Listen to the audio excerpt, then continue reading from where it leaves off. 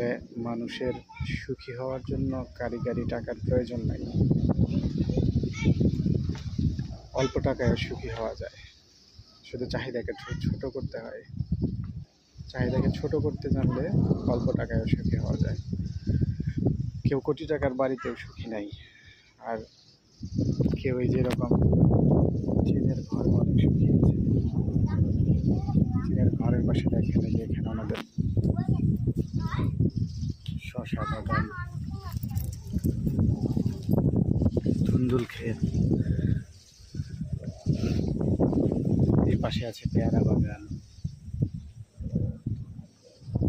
সুন্দর একটা